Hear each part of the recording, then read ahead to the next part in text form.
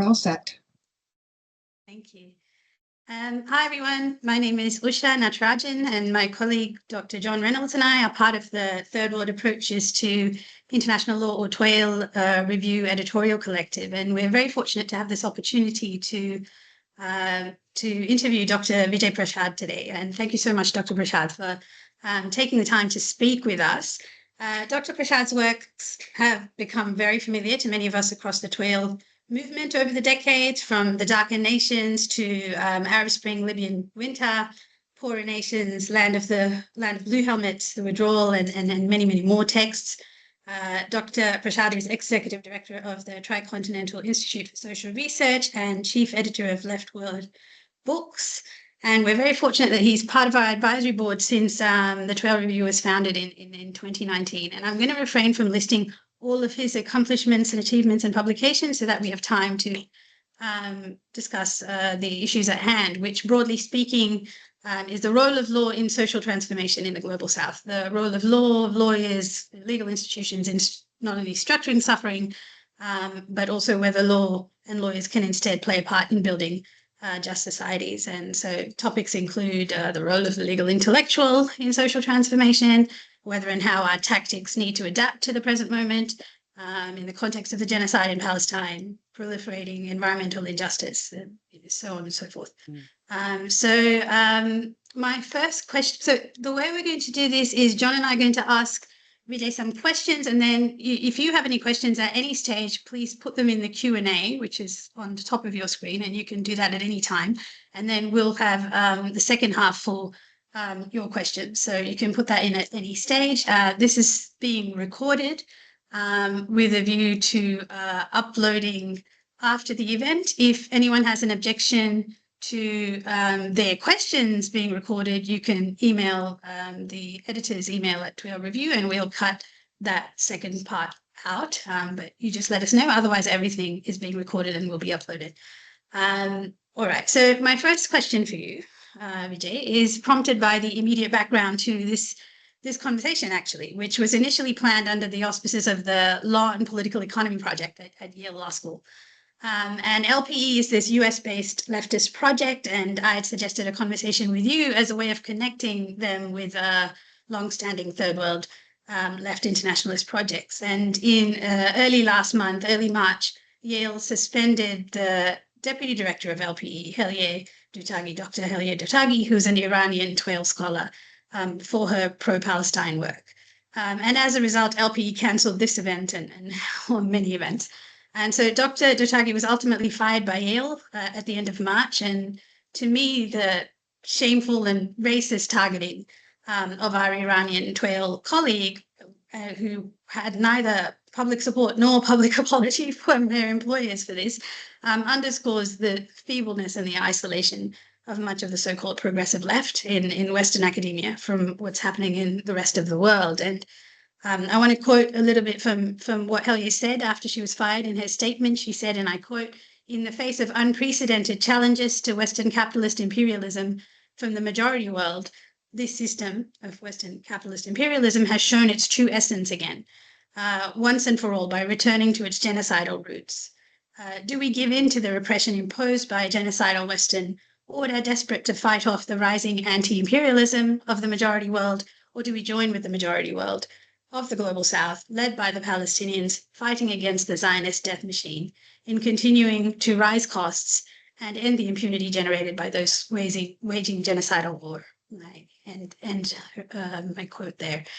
So I agree with Helye that the rise of right-wing regimes worldwide is a reaction to the success of transnational anti-imperial, anti-colonial, anti-racist movements, including intellectual movements. And I think that's why there are increasing efforts to target and defund and erase these intellectual movements now.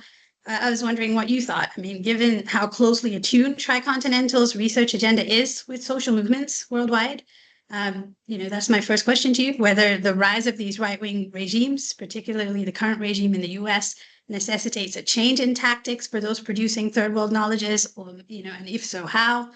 And to what extent should our research priorities remain unchanged and stay the course? I mean, First, I'm extremely sorry to hear about what happened to her. I didn't realize she was actually, as they say so politely, terminated. What a horrible word to use for a human being, but um, that's what the kind of language they use. I'm very sorry to hear that because, I really don't understand what's happening in the United States fully. I get it. I'm not naive. I get that the Trump administration is settling scores. No, the Financial Times ran an editorial on, the Trump attack on Harvard University and these colleges and said, this is an outrageous thing, it's political interference. But here's the Financial Times, which, generally, I don't know what you guys think of that paper, but it's generally the sensible capitalist press. But they say, but the left has gone too far and they have put all this nonsense in the academy and there needs to be a rollback. In other words, all this stuff.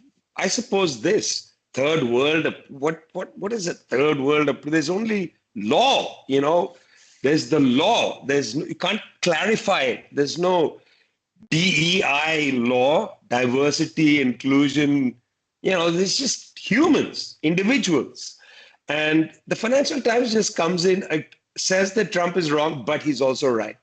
And so in that context, I mean, for sure, there is a consensus, even on these college campuses. I used to teach in the United States. I very well remember when I would write anything on Israel, come back from Gaza and wrote in 2014, the Anti-Defamation League decided to get into their limousine and drive from New York City to Hartford, Connecticut to meet with the president. The president took the meeting, didn't invite me, and they asked for me to be fired. And he took the meeting, took it seriously. I found out about it because it was leaked. In other words, the culture of silencing, is general. It's not particular. It's not somehow, oh my God, Trump has appeared and he's silencing people. For God's sake, these institutions are past masters in silencing. And now what's happened is that Trump has done something that the liberals didn't think to do, which is to put the money on the table and say that if you don't get rid of these people who are pro-Israeli or have associations with terrorist organizations, we're going to stop funding you.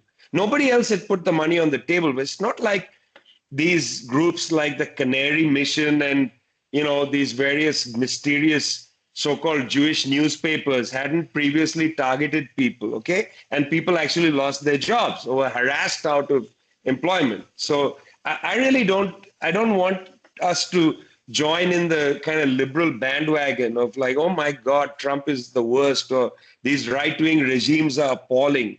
Really, I mean, what kind of government was that in Germany that decided to ban Yanis Varoufakis from speaking online into Germany? Yeah, he was banned from speaking online into Germany. That was the ban on him. And so that was a government in which you had the Greens, you had the Social Democrats. Yeah, now you might say what kind? They're not really Greens, but these are the liberals. These are what counts for liberals in German society. In Britain, okay, formally known as Great Britain, you have a prime minister from the Labour Party who is basically conducting Trumpian silencing, and did so in his own party against Jeremy Corbyn with almost no liberal defense of Corbyn. So I don't want to get us too excited about some major change happening. I see quantitative changes happening, but this is not a qualitative change. This is just more of what we've had for a very long time. That's my own sense. I don't see a qualitative shift, frankly. I think, people are upset because some of them are getting targeted. But they were not upset yesterday when other people were getting targeted. And I'm not just saying this because I'm bitter or angry at my own previous situation. I really don't care. But I think this is just how I see it. So just to wrap this point up, I mean, there is a right wing, but the question to ask is that in these advanced societies of the Atlantic world, what is the political spectrum any longer? What is the range of the political spectrum? What has happened, in a sense, to liberalism in the West? When you ask a question about law, it begs the question of, in a sense, the ideology of bourgeois law, which is liberalism. And I want to put this on the table. Where is liberalism today? Liberalism fashioned itself as neoliberalism, which effectively said that the poor can go hang themselves. How is that even liberal any longer? Except insofar as it's the niceties of liberal rights and individualism. Yeah. Everybody is allowed to go and starve. I mean, if there were a contemporary like Jonathan Swift available in the Atlantic world today, if you had a contemporary writer with this disposition, he would or she would write a modest proposal, which would make us howl with pain. But you don't have that, because in a sense, I would say liberalism has collapsed in the Western world. And so this right wing that has emerged, in fact, encapsulates an enormous section of the social consciousness, with different sensibilities, maybe different ways of saying and framing things. But yeah, where is liberalism? If you want to ask, what about the law? Okay, thanks, Vijay. Yeah, so I mean, I guess so that's the question. What about the law? What about liberalism in the US and across much of the West today? I wanted to ask you about the third world today as well, and if we stick on the theme of Palestine for the moment, and think about where we are with the dynamics, which are complicated in their own way, I suppose, in the third world's engagement with Palestine a year and a half into this vicious genocide. You did a book that I was just reading a few of the pieces back from it recently, 10 years ago, called Letters to Palestine, which I think some of it resonates still very strongly today, 10 years on. But I just pulled out a line from your introduction to that, where you said that Palestine lies on its rickety bed. Israel stands above, pillow in hand. It places it on the face of Palestine. Palestine struggles, it pushes back. In the next bed sits Egypt. It is silent. Its pockets are filled with US dollars. Jordan is on the floor. It does nothing. The UN is in the corner. No one comes to Palestine's aid. And it just struck me because obviously in the meantime, we've seen things getting worse in some ways with some of the normalization moves from the Gulf states.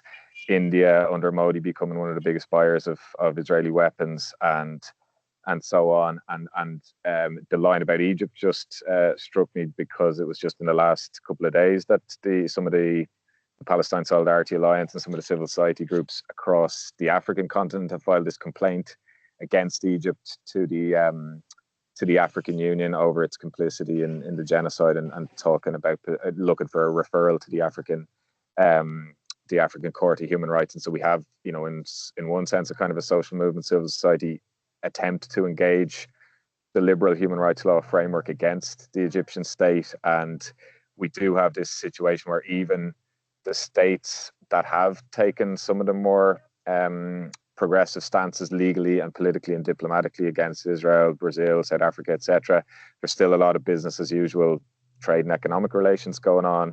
And the certain things like the coal embargo that Colombia has imposed, or the blockade and the actions by the Yemeni forces in the Red Sea are very notable, I suppose, by how exceptional they have been if we think about the South and the third world as a whole. So I suppose I'm just curious how you see the role and the engagement of the third world states with Palestine going from here. What would need to happen for the action by at the state level to start to better reflect the positions, the calls of the popular movements and the solidarity campaigns across the South?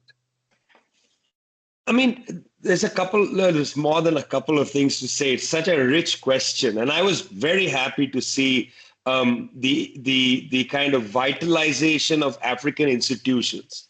I think of all things, the importance of trying to use regional institutions, not just the ICJ or the ICC, which you can't really use the ICC, it depends on the prosecutor, but at least to vitalize regional institutions is really important, because these exist. And why aren't we using them to the maximum that they can be used? Yeah.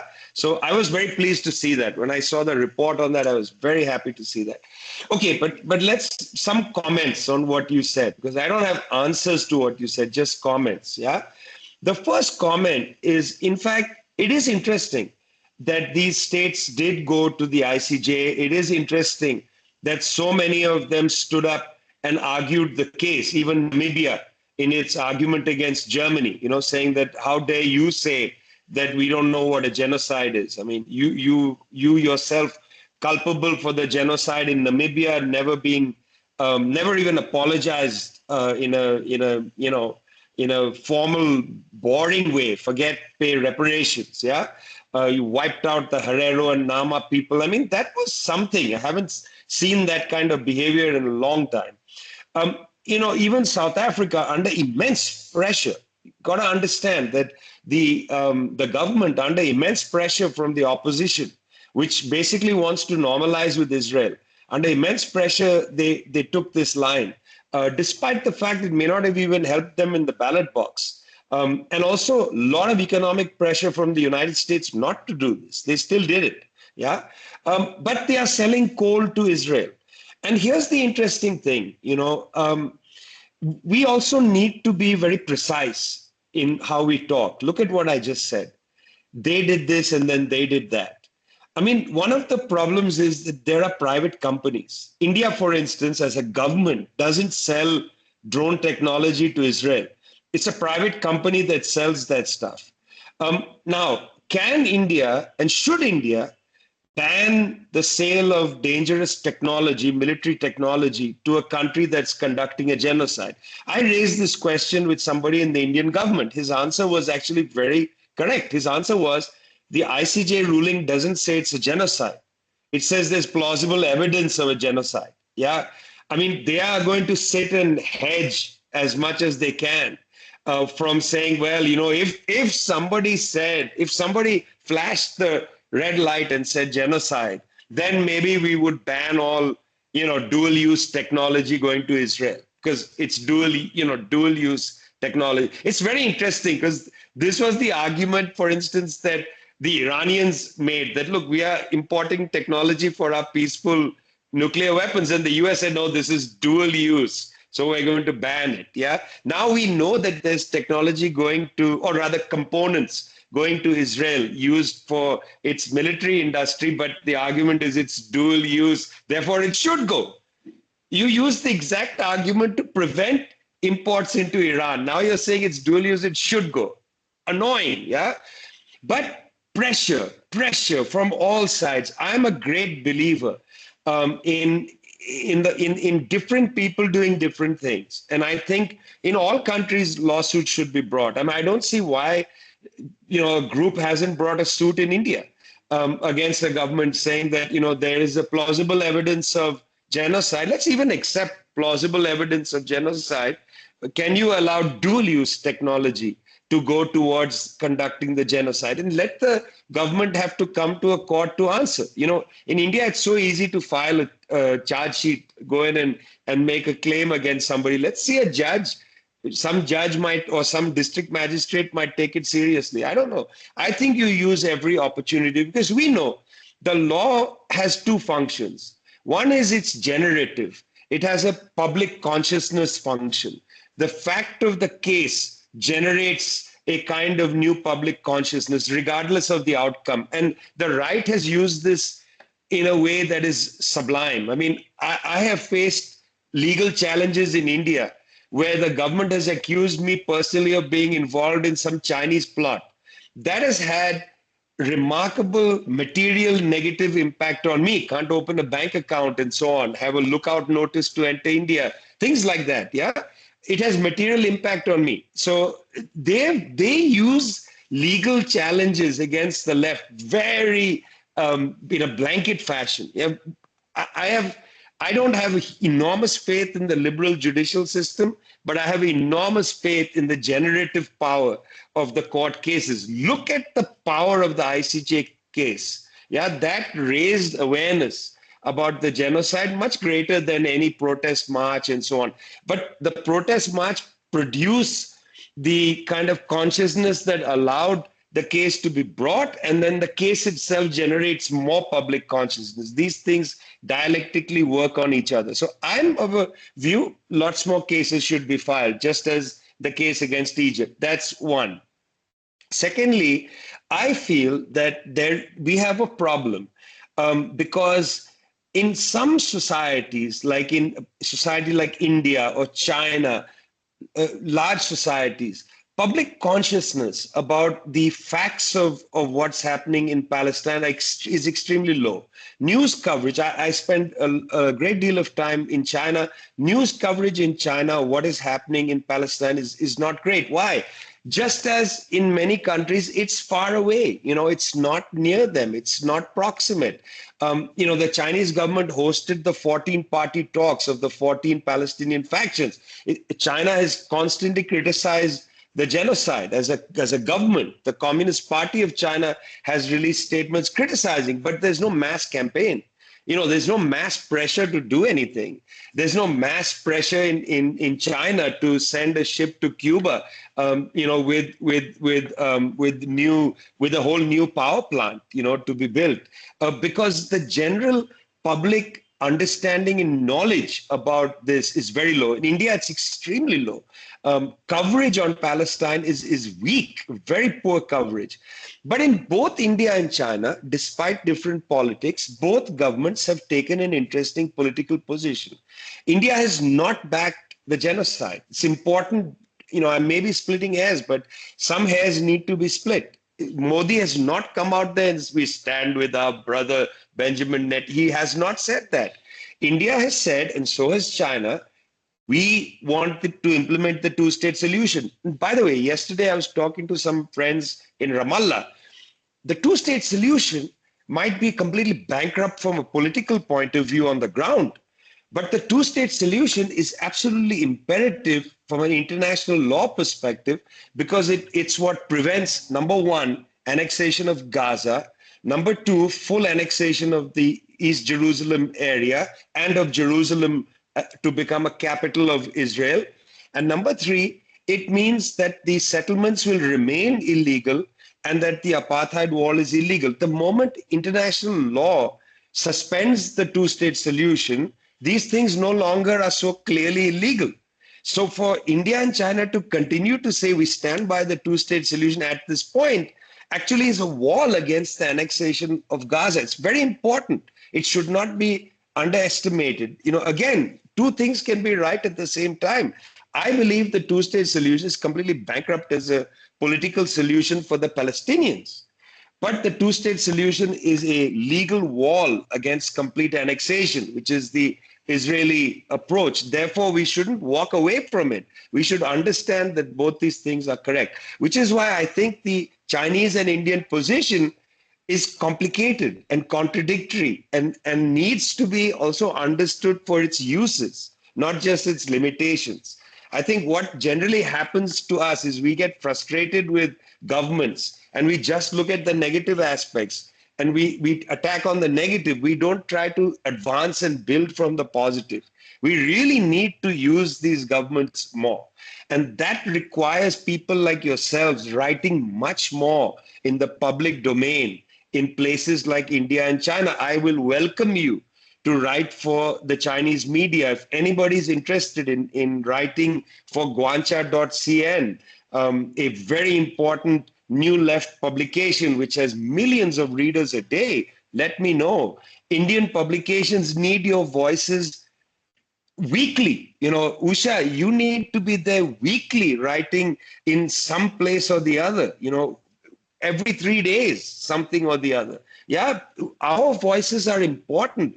We need to flood public opinion with our opinions, and they need not be long, legal brief type articles. They can be shorter things. We need to be out there because unless we build the public consciousness, there is no real pressure. And in societies like India and China, public consciousness is important. I just want to say one more thing. It's important in India and China because we cannot allow the Palestinian issue to become about Islam. You see, when Indonesia and Turkey, the governments take this up, they take this up as Islamic solidarity, which in fact is not how the Palestinians see it. That might be how Hamas sees it, but that's not the Palestinian liberation struggle in general. One has to continue to remind people of that there's a much broader public involved. You know, this is not a Muslim struggle. This is a struggle of decolonization. It's a struggle of national liberation. And therefore, people in places like India and China need to be brought along.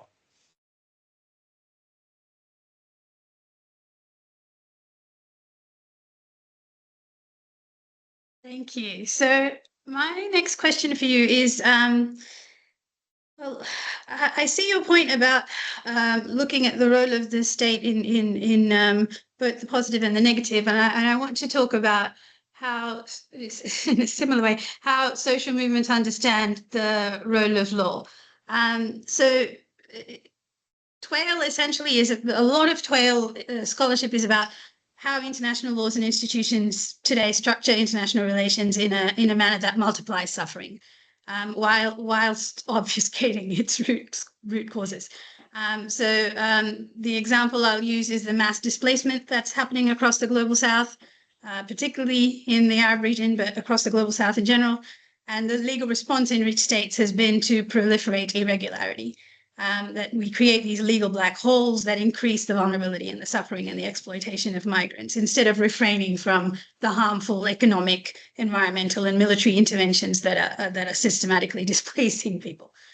So Tricontinental's research is shaped by, it's explicitly shaped by social movements, so peasant movements, environmental justice movements, labor movements, so many different kinds of movements across the global south that mobilize against this interventionist power of transnational capitalists. So when this is happening, whether in your research or in these movements itself, is there a role for law, international law, domestic law, transnational law in this struggle, and also in the world that they want after the struggle? So we know that law is this tool of power that needs to be dismantled, and can law, especially local legal traditions, which is what interests me the most, play a role in inspiring for solidarity, for movement building, and also for reorganizing and social transformation, or are lawyers sort of inevitably benefiting the powerful and destined to repeat mistakes of the past? This is a very interesting question. We can spend hours on this, I'm sure. It's really interesting because of the following reason.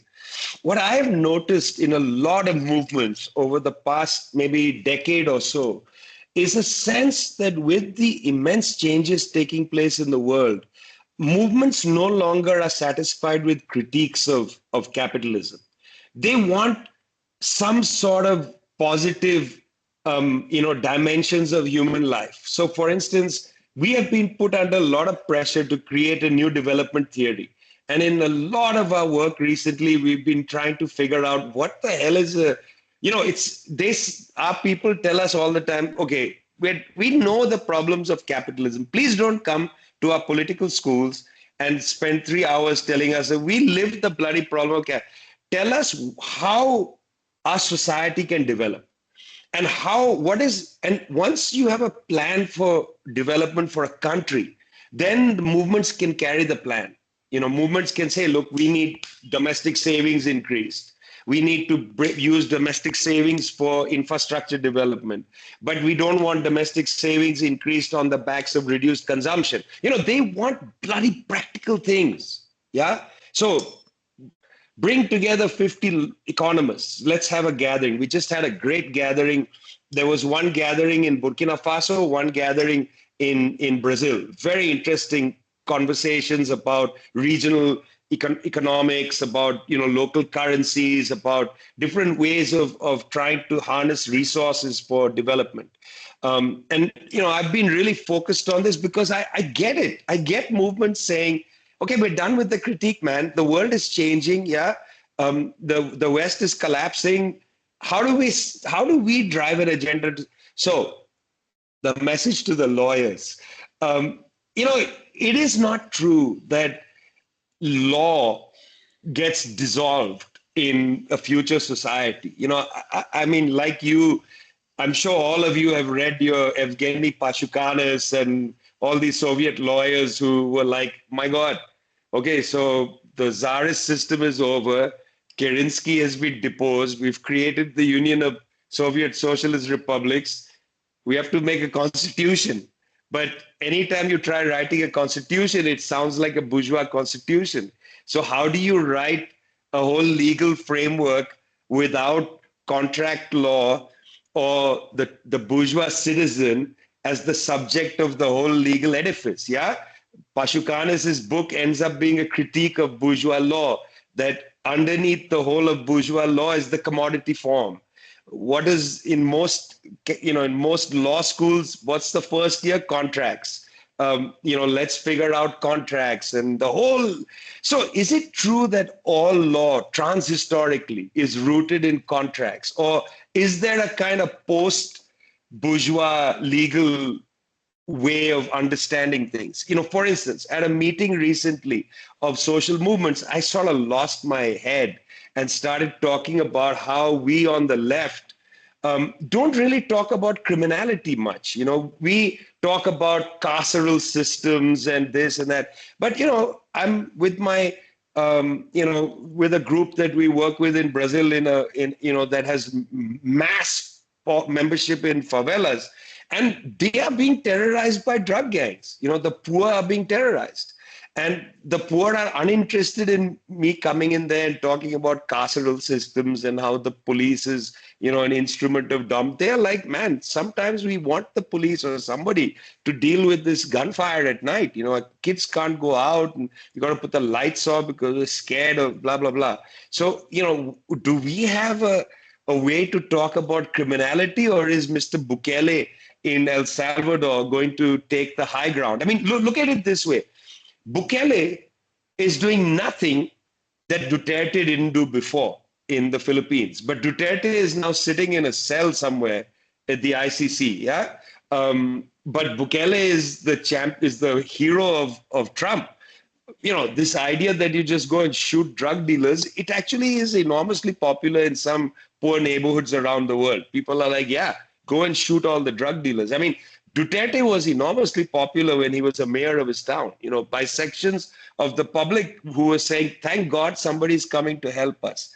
What I'm asking you is, what are the legal frameworks that one can come up with, that help us understand both the importance of, the rights of humans, but also to ground the entire framework in collectivity? In the social rather than the individual, or dialectically in the individual and the social. I don't know. I mean, where are the lawyers who are thinking for the next system? Where are the lawyers who are thinking for some kind of universal jurisdiction? Where are these people? There's an enormous role for lawyers, because the transitional period to a post-state society is thousands of years. Okay, I'm not a ridiculously minded person. We're going to always need the fabric of some kind of relationship between people, mediated by some sort of overarching framework. We're not going to get to the point of human history where individuals can just decide on what's right and wrong amongst themselves. Crazy. We live in very complex societies. At Tricontinental, we are just opening up a project, artificial intelligence project, using a DeepSeek matrix with Zodiac. And, who's going to design the legal framework for artificial intelligence? We need that. We need, so that actually I am a person talking to you and not AI just generated to talk like I talk and say similar sentences. And you program me to say things that are hugely embarrassing to me and put that online. Yeah, that can easily be done today. We don't need to wait till tomorrow. Should you have some legal provisions to protect me from the violation of my integrity? Yeah, somebody can't just clone me online and violate my integrity, things I believe in, and so on. So for this, we certainly need legal frameworks of the future to be designed now. not waiting for the future. Critiques of the legal system, I think useful, but come on, guys. How many times are we going to critique bourgeois law? Yeah, how many books do we need? You know, what we need is we need your imagination of what are the legal frameworks for emancipation. You know, what legal frameworks can we have for an emancipated world? What is the international human rights law in an emancipated world? We're still going to have people violating this or that law. You know, what should be the restrictions? What should be the constraints? You know, I would like to see somebody come up with a whole understanding of the international arms industry. You know, we have a million different legal frameworks. There's just too many of them. There's so many of them that even the International Customs Union doesn't know what applies where. Small arms, you know, like components. You see, a lot of the international treaties on weapons are about the whole weapon being exported. But what about component parts? You know, we don't have much of an international treaty on component parts. Yeah, you can't. You know, you can't, whatever it is, export this, you know, shoulder-fired SAM missile. But can I just export the tube, etc.? You know, these are the kind of, this is the kind of thinking we really need from people in the legal field, and especially in third world countries. We need to have more lawyers working on ideas of, and I'll just give you my own personal things if you don't mind. Number one, I need a team of lawyers to help me understand, you know, transfer mispricing, or what is known as transfer pricing, where international multinational corporations basically steal money from countries by pricing out the value of goods and services, you know, saying that, well, you know, we are charging it to this subsidiary and so on. We need a team of lawyers to help us understand how this properly functions, you know, by which I mean, let's take case study Zambia, and let's look at how these 3 Swiss companies are bilking Zambia. Let's do a scandal on that. That's the kind of critique we need, you know. Actually going after firms, you know, putting them on the spotlight, helping country like Zambia. You know, I've been to these meetings where a country like Zambia will come into a negotiation. The US comes in with like 50 lawyers, yeah? And Zambia has like 1 lawyer, no Xerox machine, you know, no printouts of anything. They're looking at their phones and so on. You know, it would be amazing if we could create a clinic from you guys, you know, that would be willing to go and help provide technical support, you know, in negotiations. I mean it, you know, for things like that, economic negotiations, trade negotiations, and most of all, to intervene in arms. This is the most dangerous, and I don't recommend this for people who are young and have young children, but those who are older and toward the other half of your life, if you could provide clinic work against arms companies who are the most dangerous in the world, that would be incredibly, incredibly useful. But yeah, that's the kind of thing. Imagine the future law and then provide some clinic support to help us go after some of these firms. Okay, Vijay, yeah, that's brilliant. I mean, there's a whole research agenda there, I think, and like, you know, some of this work is going on, particularly among newer generations of Twale scholars and third world international lawyers, but like research and academic side, as well as in some of the kind of movement lawyering that's going on. And we were actually just by coincidence having a conversation yesterday about potential kind of ways to think about a Twale or third world clinic and how we would embed that in institutions where it would be, etc. So that is part of the agenda. The obvious problem is the scale of the stuff keeping up with the developments of technology. You know, the arms industry. The example you mentioned, the Zambia versus US kind of example, like in legal academia, it's the same kind of proportion of people who are doing the more progressive or radical kind of edge of the research and the practice versus those who are still kind of caught up in mainstream kind of legal analysis, even in the South, or even in institutions or research centres that are supposed to be more at a critical edge. But yeah, I mean, it's I suppose part of the agenda definitely of the project and what people are trying to do. One of the, like, I suppose, just to shift gears slightly and to think about like because one of the ways that a lot of the third world critique and the anti-colonial critique of international law has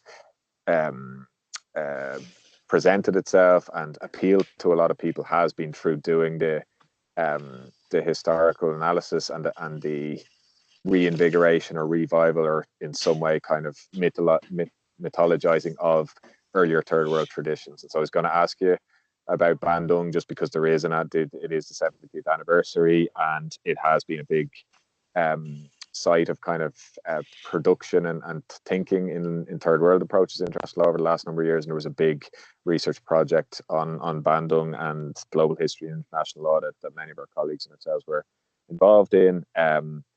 Obviously, Bandung has this particular kind of historical significance. It leads on to the non-aligned movement. At least it partly kind of connects to the Tricontinental Conference and some of the institutions that spin out of that have maybe a slightly more explicitly kind of radical and socialist politics to them. But there is this trajectory and lineage there that your own institution obviously takes the name from the Tricontinental legacy. And you did, I think just recently, one of your recent dossiers was on Bandung and the Bandung spirit. And in some ways what you're talking about, trying to be at the cutting edge, trying to think about emancipatory frameworks of law and so on. That was, a lot of what Bandung was doing in that early iteration. And so I suppose the question really is about where, how do we see that today? Is there how would you characterize the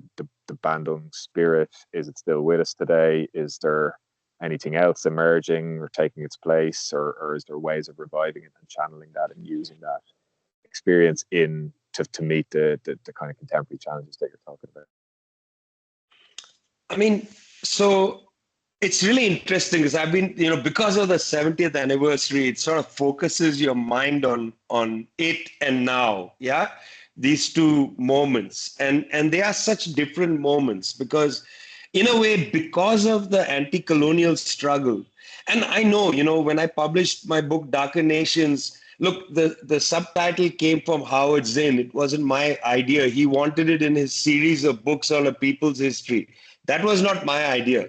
That was his idea. Then people wrote to me and said, it's not really a people's history because a lot of it is about leaders. And I was trying to explain that, wait a minute, you're missing the point in a way, because those leaders come out of mass struggles, hundreds of millions of people. Like, you can't say Zhou Enlai is a leader in the same way as Keir Starmer is a leader. Keir Starmer won an election. Zhou Enlai fought for 35 years at the head of a movement to have a revolution in China. Jawaharlal Nehru was involved in a struggle for over 30 years in India, a mass struggle, hundreds of millions of people. And so he wasn't just a guy who won the election in 1952. There's a way in which we just sort of a disconnect from who Sukarno was. And that Sukarno was not just, like, to think of Sukarno in the same way as somebody might think of, Christian Merz of Germany, it sort of reduces the term leader. Like, these people aren't leaders. These people just won a fucking election with a lot of money on the table. Yeah, they're pathetic. I mean, Keir Starmer is not a leader. He's not even a human rights lawyer. I don't know what he is any longer. But to think of Keir Starmer in the same way as one thinks about, like Gamal Abdel Nasser, when Israel won the 1967 war, Nasser said, I'm going to resign out of humiliation. And million people come to the streets of Cairo to yell, Nasser, don't go, we need you. Yeah. Imagine even 10 people on the streets of London.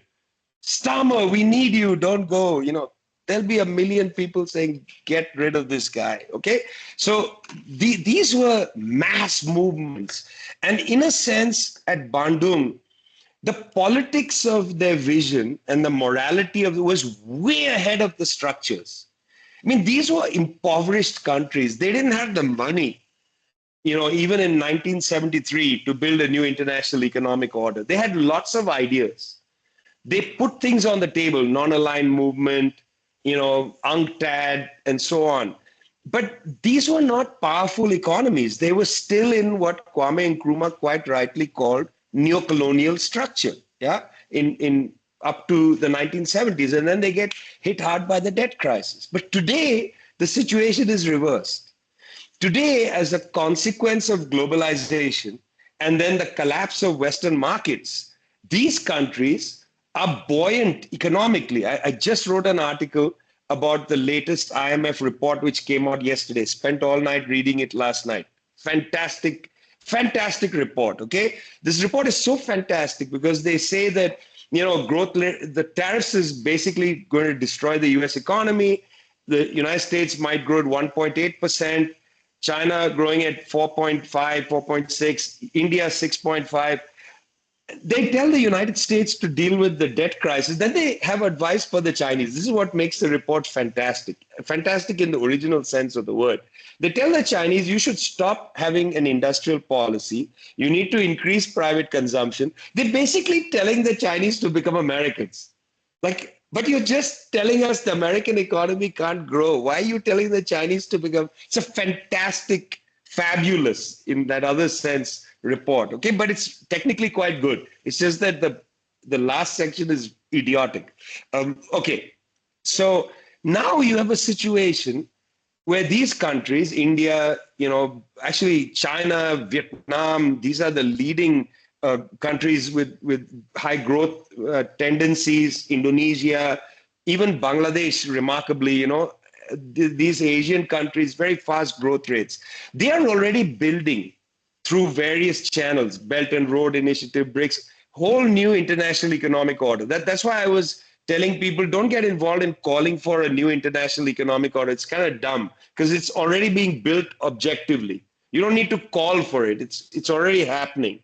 So it's kind of silly to call for it. That's why these countries are not interested. They just want to make it happen. Yeah, it's going to be a fait accompli. There'll be a new international economic order. In fact, the head of the IMF in her speech last week, Georgiana, she said something very interesting. She said that people have lost trust in the international order. That's true. And so they're building their own one. But what's lagging is the politics. This is the opposite of Bandung. Now the political quotient is much lower than the building of these new southern structures. And so this is the place where our interventions, I think, matter, because you don't have political leaders today, maybe with the exception of in a place like China, where the sensibility around the government of China is much higher than elsewhere in the world. This report I'm going to write about, it's so interesting. It's called Democracy. It's a right-wing Scandinavian foundation. The patron is Anders Fogh Rasmussen, former NATO head. In this report, in the United States, 50% of the people say the US is a democracy. By the way, they're super proud of their methodology. But in China, almost 80% say they live in a democracy. It's a very interesting report. Okay, this is a right-wing, not right-wing, mainstream Scandinavian research institute called Alliance of Democracies. Okay, so we've got something interesting happening in the South, but it's not exactly politically like with a vision. There is no captivating Southern vision there. Yeah, there isn't. But they are building all these institutions. Like even the BRICS is a trade body. It's a trade body. It's a South-South trade initiative. It's not really political. I mean, they are more political. The BRICS countries are more political in the G20 than they are in the BRICS. In the G20, they fight harder for certain political views. In the BRICS, it's weak. If you read the G20 statement on the war in Ukraine, it reflects the fight that these countries had against the West. But if you read the BRICS statement, it's kind of lukewarm. Yeah, it's not really a political, don't misunderstand it. I mean, Patrick Bond recently wrote another critique of my work saying, he's too much a flag waver for the BRICS. I don't know where he gets that from, because that's like the classic straw man argument. Set that aside. I feel personally that you have to look at these structures for what they are, not for what you want them to be and then are disappointed by them. That's a very wrong approach theoretically. Theoretically, to look upon an institution with your hopes and then write your critique based on your disappointment, that is not Marxism. I'm a Marxist. I don't approach the world based on hopes and dreams and disappointments. I look at what is it capable of doing, whether it's met its own historical mission, and what other kinds of things can there be in the world to transform the world in the direction we need to go. There, we look at the actual historical tendency, not hopes and dreams and ideals. That's an idealist interpretation of the world. So that's why I'm saying to you that where we are now, John, is a different, this is the inverse of Bandung in a way. And it means the role for you guys, again, just to repeat, is enormous. Because you have to start coming out there with what is a new world order look like, which is not grounded in the so-called international consensus, or the Atlantic consensus, not the rules-based international order. What's the other one? Yeah, we're going to have rules. Like, if you actually took the UN Charter seriously, what would some of these things look like? I would say, here's a good exercise. Take the UN Charter 1945, take the Bandung Communique in 1955. In fact, after this, I'm going to ask Zodiac DeepSeek to do this for me. I'm going to upload the UN Charter, upload the Bandung Communique of 55, and ask Zodiac for me, give me a whole understanding of what treaties should be passed immediately on an international level to advance the goals of both the UN Charter and the Bandung Communique, which do not exist. Which treaties do not exist? Where are the gaps? Could be interesting. One of them I know is on universal arms control.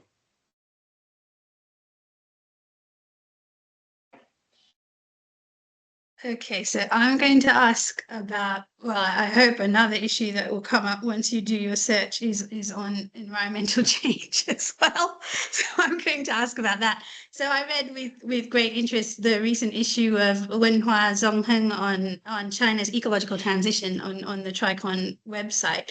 So the Chinese Vice Minister Vice Minister for Environment, Pan Yue, wrote back in 2006 about this concept of an ecological civilization, and it just has resonated so strongly across the decades since. And two of the authors in the recent issue, Ding Ling and Xu Jun, observed that ecological civilization remains an ambiguous and open concept, which is fantastic for lawyers who are interested in it, with domestic authorities and civil society in the process of drawing on diverse understandings of ecology across China. And China has a very rich tradition of environmentalism, very sophisticated, dating back many millennia, and they're actually quite contradictory, the Taoist, the Confucianist, and Buddhist and other traditions. So, and they've evolved, and they've changed a lot over the last century through communism, Cultural Revolution, and entering the market economy and all that. So to me, it raises the question, not just for China, but across the global South, that these countries wholeheartedly embraced industry in the post-colonial moment, and industry in the Western sense. And they're now looking to resurrect and evolve these indigenous environmentalisms. I mean, thank goodness they're doing that.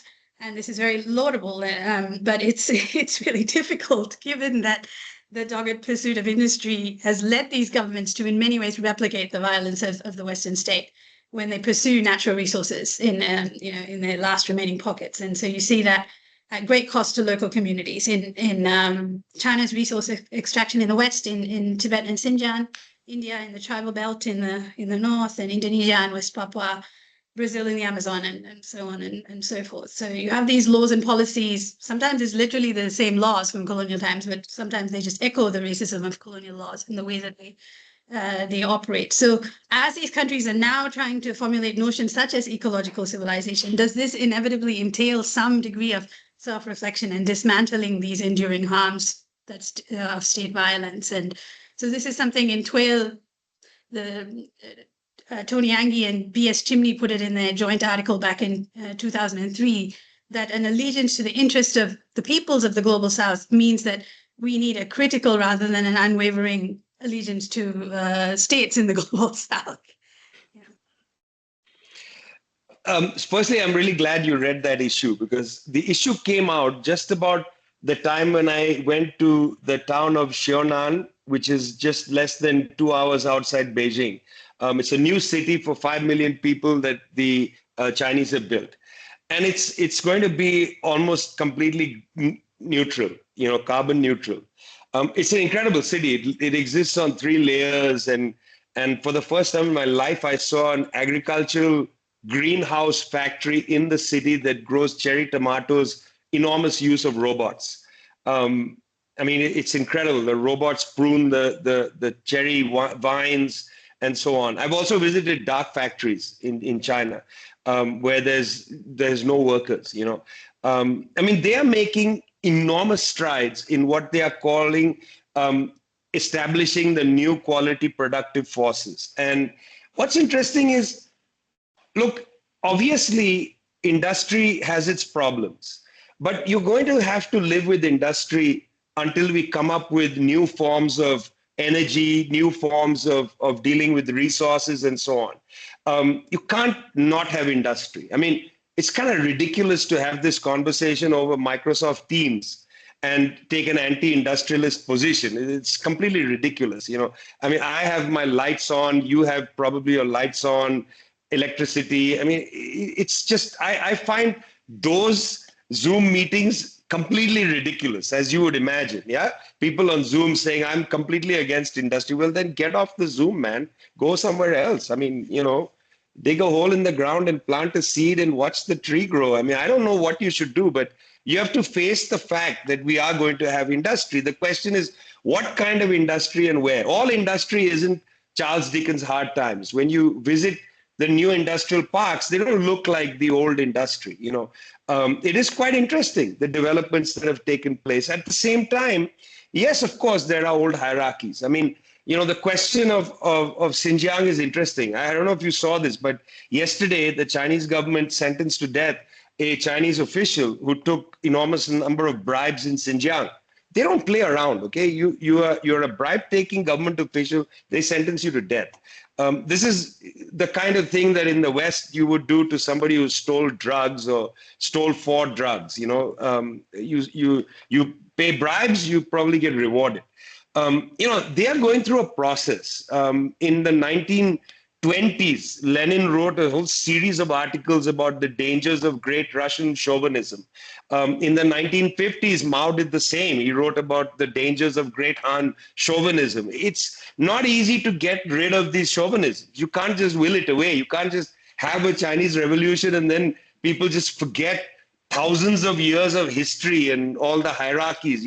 It took generations in China to eradicate the most basic forms of patriarchy. And they have only been able to eradicate them socially, not culturally. Socially, by which I mean that, if you have passed a law saying there are creches in every neighborhood, yeah, and they are free, that means that reproductive labor in the morning and in the afternoon is not necessarily going to be patriarchally based. You hand your child over to a creche in the neighborhood, and then the child goes from there to the school. So those early hours, mothers aren't burdened, or burden may be the wrong word to use, but they are not, forced to do more reproductive labor. So socially, you can change things, but that doesn't mean that cultural attitudes of patriarchy are easily, those may take generations and serious struggle, yeah? So, of course, there are inadequacies and hierarchies and so on, especially in border regions. You pointed this out very well.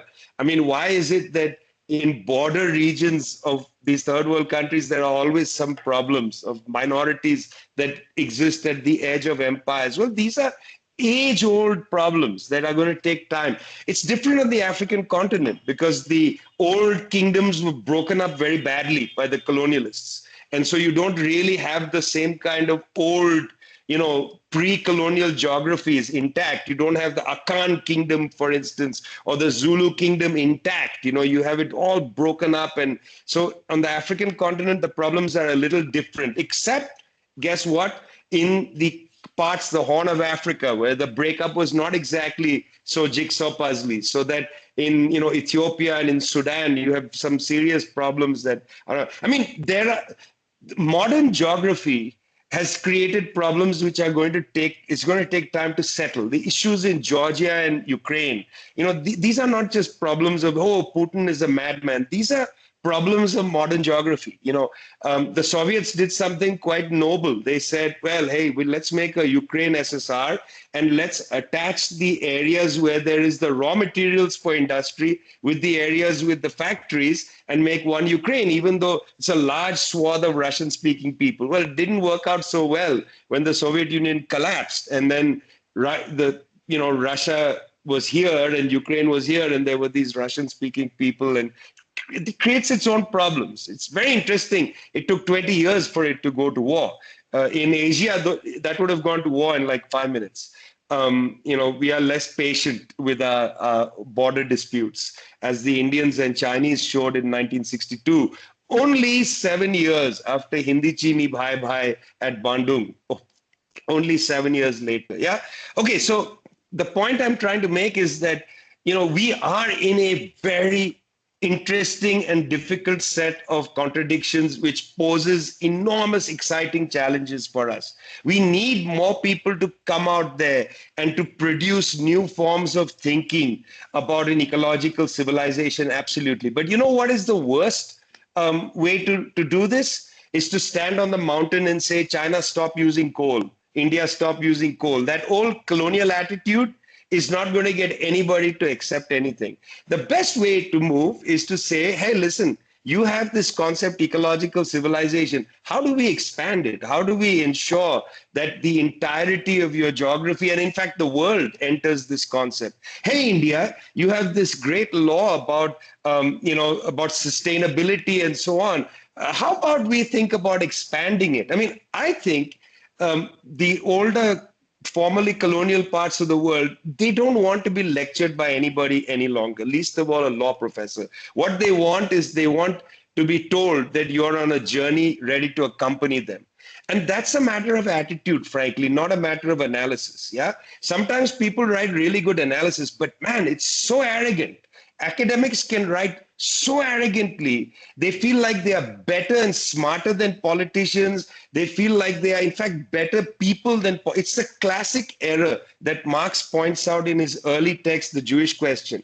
Just as Marx argued that the state thinks it's above all the problems of society, academics sometimes think they're above the problems of the world. They can lecture the world about things. It's a super bad attitude, in my opinion. We got to accompany movements, we have to accompany processes, and some of those processes might end up being governments.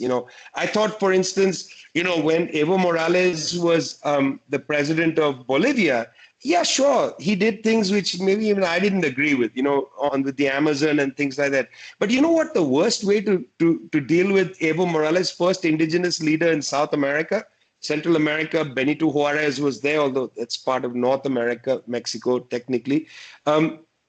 Evo Morales didn't need to be lectured to and told, Pachamama, it's a whole bunch of hooey, you're building a road through the Amazon. That is not going to, it's not going to have nobody wants to have a conversation with you if you come at them like that, Save that attitude to attack the capitalists.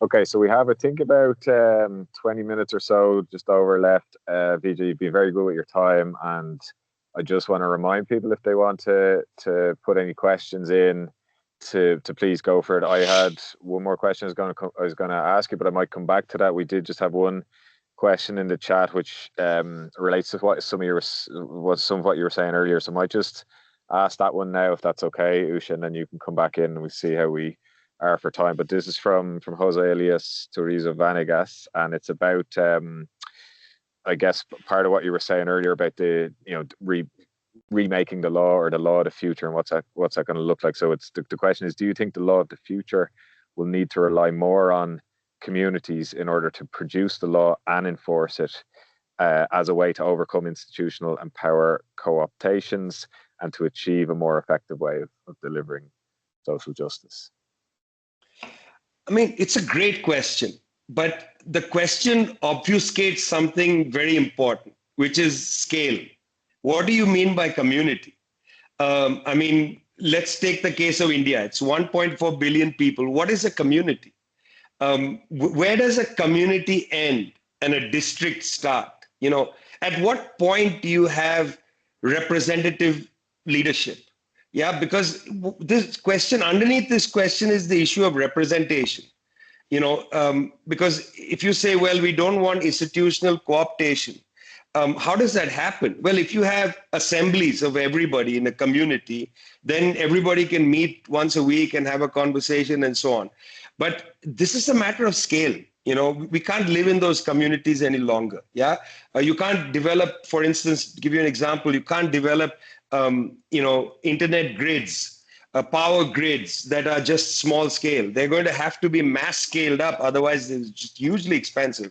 And once you mass scale up an electric grid, you're going to need a legal framework for who gets to share electricity, who gets to pay what. There's got to be much larger global even scale laws about, for instance, undersea cables. You know, what are the laws of the sea and so on.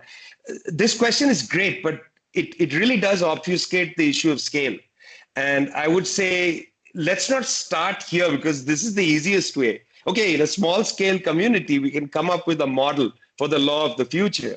But the more challenging issue is how do you come up with a global law or an international treaty, which is a treaty of the future? You know, the laws of the sea. Can you rewrite, you know, the 1982 law of the sea so that it's far more inclusive of communities? You know, is there a way to do it? I'm asking you because I don't know. Yeah, I just know this question.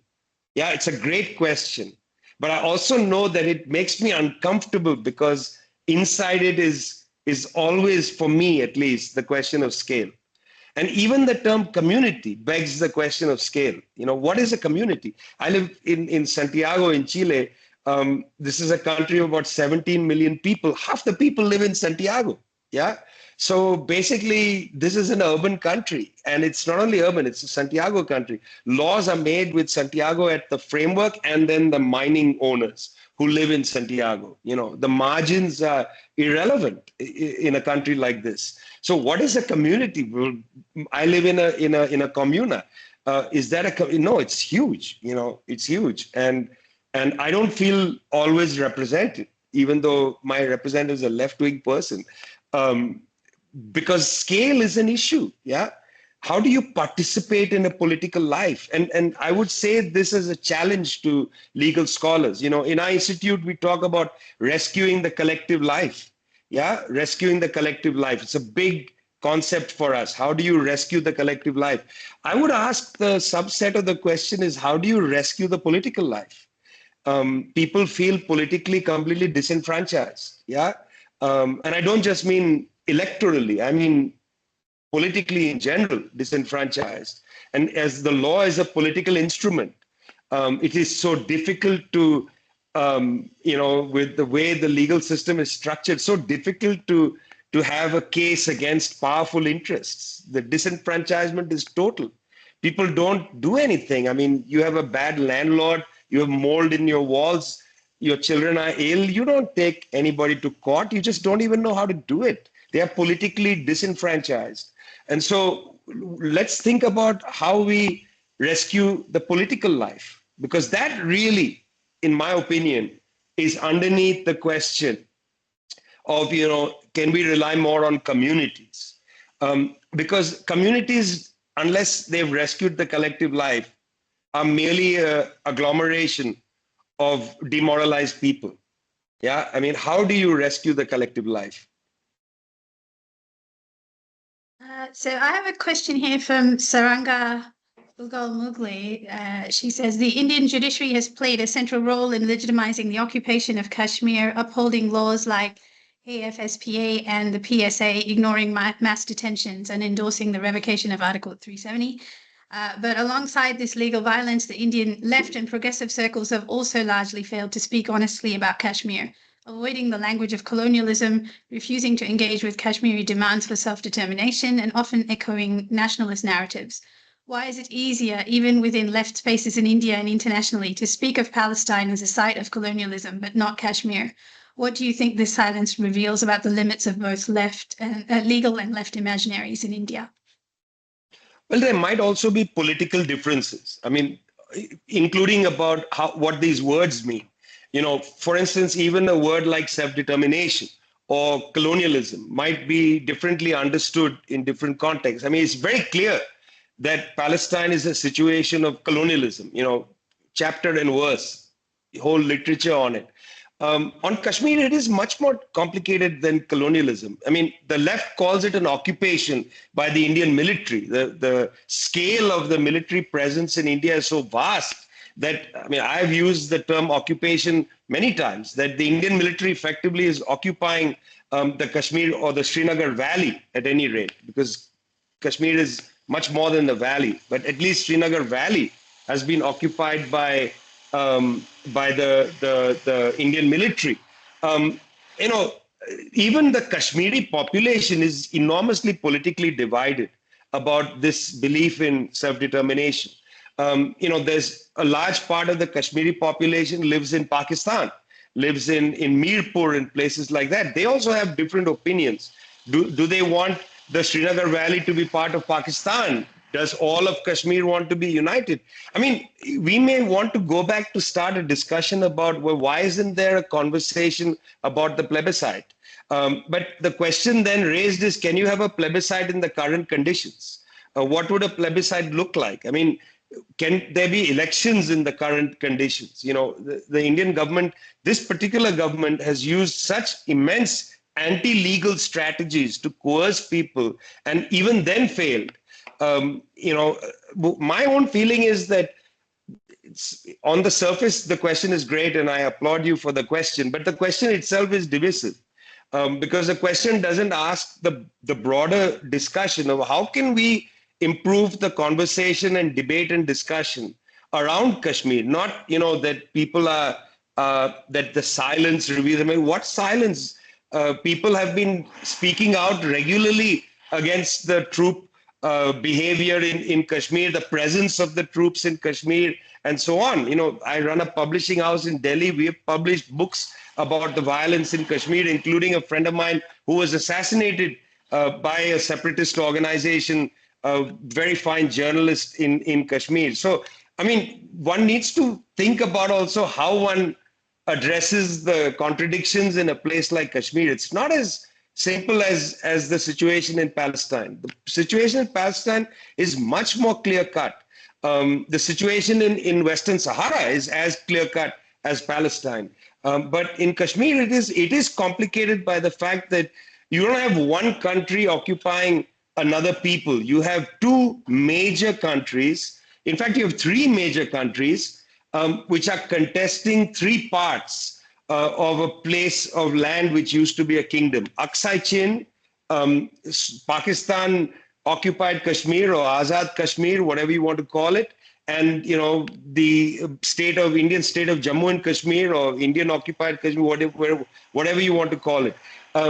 It's a very complicated situation. Okay, you can say Aksai Chin, there are no humans, so the Chinese are sort of off the hook there. But then there's Ladakh. What's the status of Ladakh? Is that part of Kashmir?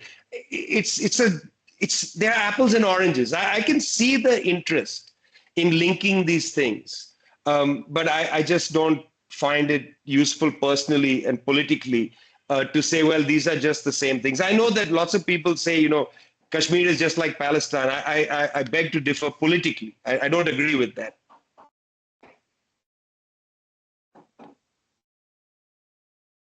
Okay, will I go ahead, Usha? We have some more questions in the chat. Will I go ahead? Okay, let me just see what I can pull up here. So I have one here, Vijay, from Conrad Bryan, which says the African Union has dedicated 2025 as the year of 2025 to campaign for reparations for Africa and the African diaspora for historical enslavement and colonialism.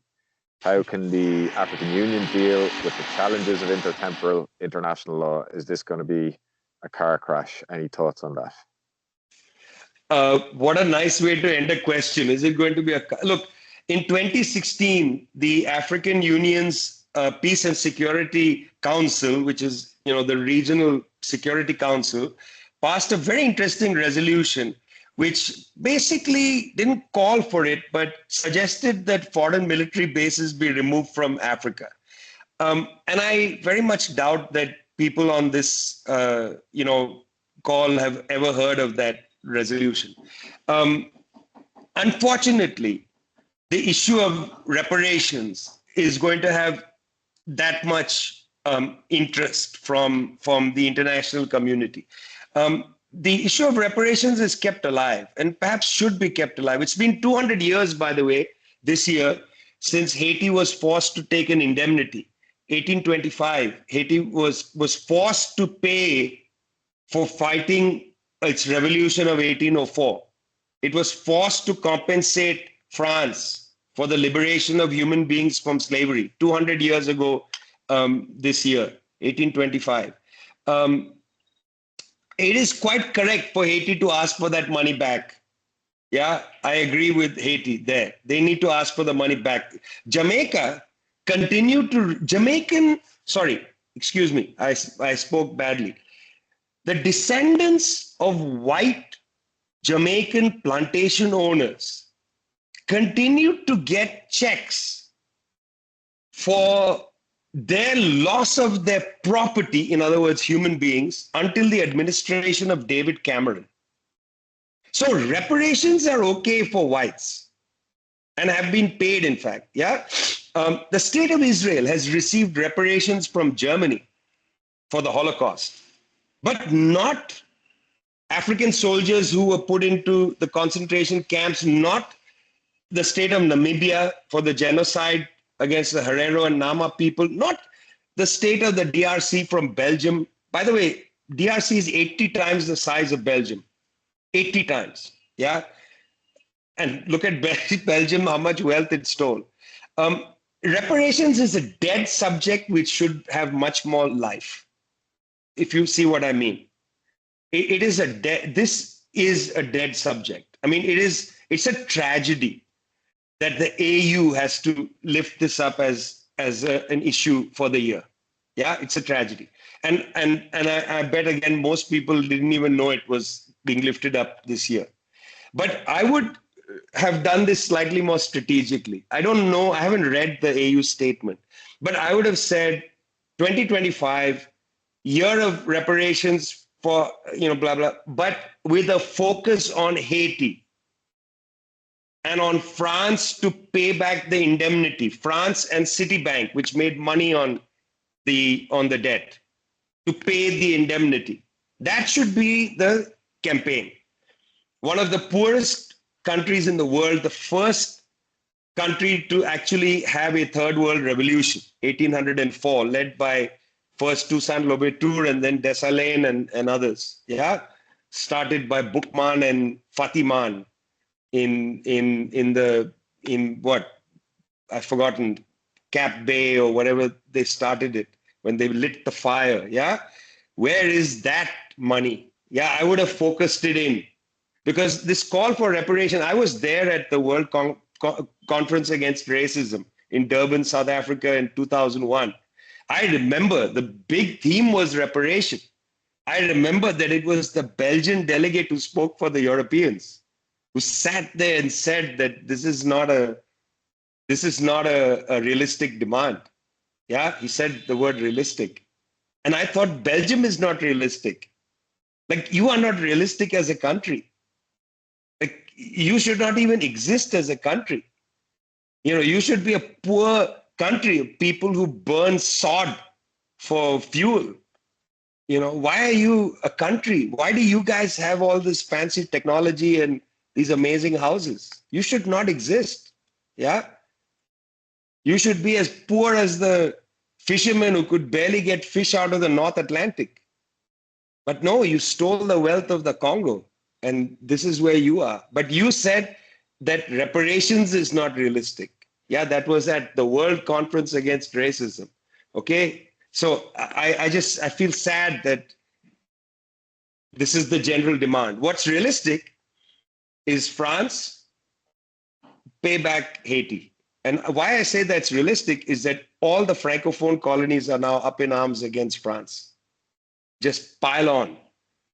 The Alliance for Sahel States, the tiny little French dependency of Mayotte, most of you never even heard about it, which was hit by the hurricane, was super angry with Macron when he went there. Yeah, New Caledonia, mass protests against France. Pile it on, Haiti, for the love of Haiti, for the Haitian Revolution. Okay, so I'm going to, because we don't have a lot of time left, so I'm going to ask the last question that John and I know are both interested in, the interdisciplinarity of tricontinental. So you said, this was a while ago, I think this is an older interview, you said your work is dedicated to closing the gap between the intellectual and the people. And you mentioned that the feeling that change is never going to come, that feeling of futility is the greatest detriment to the socialist imagination. And I'm quoting you here, and you say that socialist writing to my mind has to help break that fatalism, end of quote. So with this end in mind, Tricontinental uses history, literature, poetry, art, and many other multimedia to inspire its readers. And, Twailers do a similar kind of thing, and John and others in the collective have done that with Twaler. And, in the classroom, we do that as well. I turn to multimedia tools when teaching law so that students can leave class with a sense of agency and power rather than cynicism or depression, especially when you teach environmental justice or migration law and development, as I do. Students can feel quite bereft and powerless unless I spend equal attention to the limitless possibilities that surround us, the growing transnational movements, non-extractive, non-transactional legal traditions that are not just about contracts in your first year, and societies that live in harmony within healthy ecosystems and so on. And I need to more and more remind myself of these things, not just remind my students, on certain days. So just as a final question, I do want to ask you, and this is also as a member of our advisory board, to advise us, what do you do when faced with opposition, discouragement, structural opposition, infrastructural opposition, financial opposition, spiritual opposition, legal opposition, as you mentioned? What advice would you give to others engaged in third world knowledge production, which is going to be most of the people who watch this on our website? What advice do you have for us? I mean, okay, it's a great question. And I've been thinking a lot about this, also with the Pope's death and so on,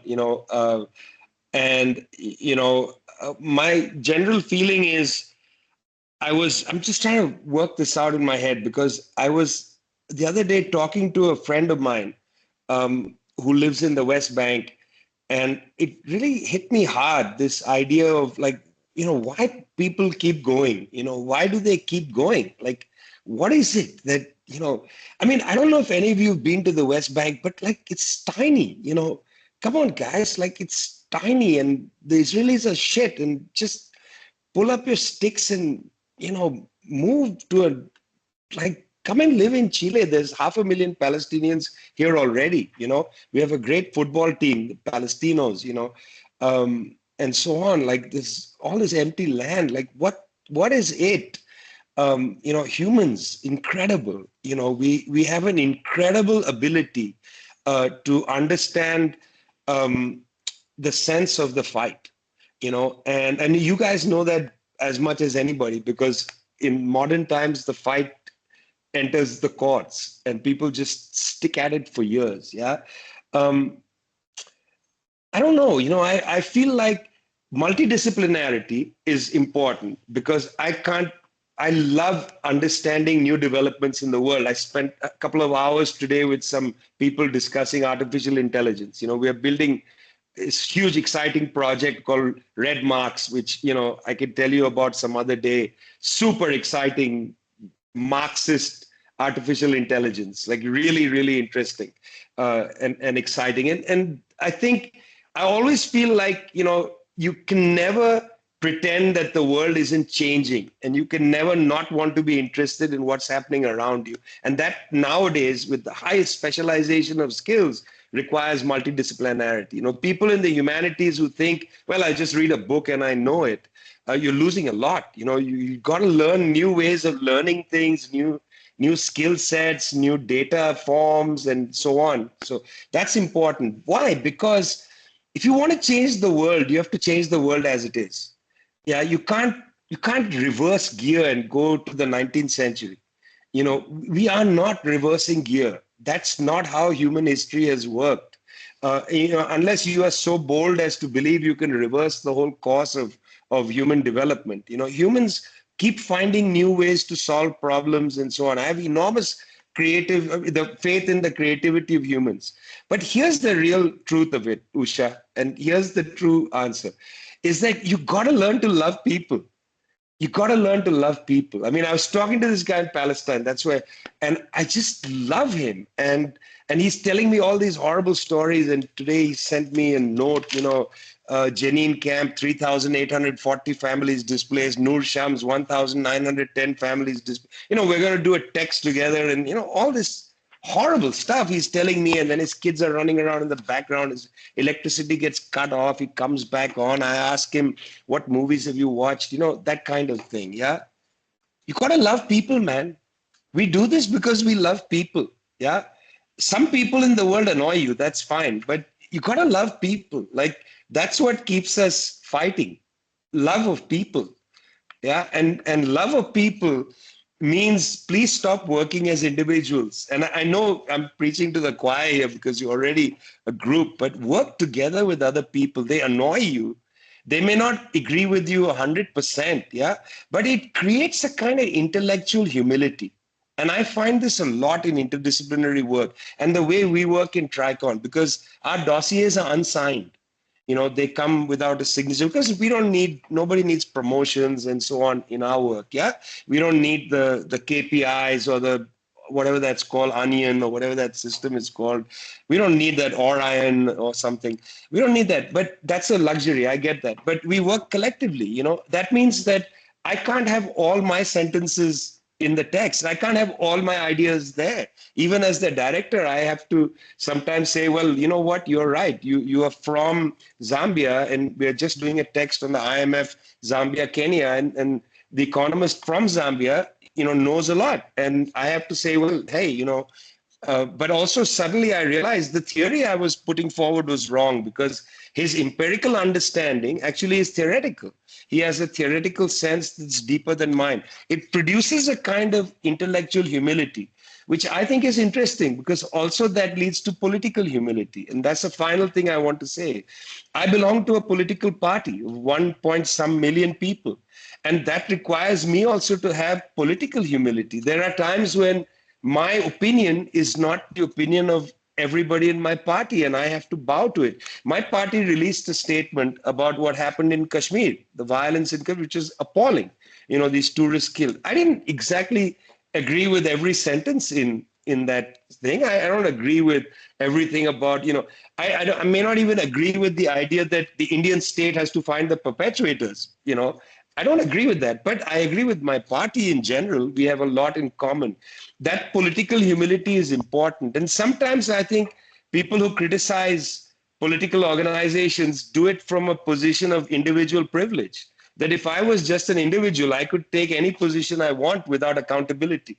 Here I'm accountable to various political forces, and that humility is important. I would say that what keeps one going is the collectivity and the humility that comes from collectivity. Collectivity should be the opposite of arrogance. It should give you humility. And I really hope that that's, an ethic that TWAIL, demonstrates to your other colleagues, this sense of collective, both power and collective humility. That was the perfect way to end, and it's certainly what I've learnt from the network, both love and humility, both from my colleagues in the review and the network more broadly. John, final thoughts? No, just to say thanks a million to Usha for putting this together, and I know it kind of came about as a in a kind of slightly indirect fashion, but and also to our colleagues in the 12 Review Collective for agreeing to have us host it and do it, and obviously most of all thanks to yourself, Vijay. It's great to see you again, and thanks for giving up your time today. Thank you so much, Vijay. Yeah, take care of yourselves. Thanks a lot. Bye. Bye. Thanks, everyone. Thanks, everyone.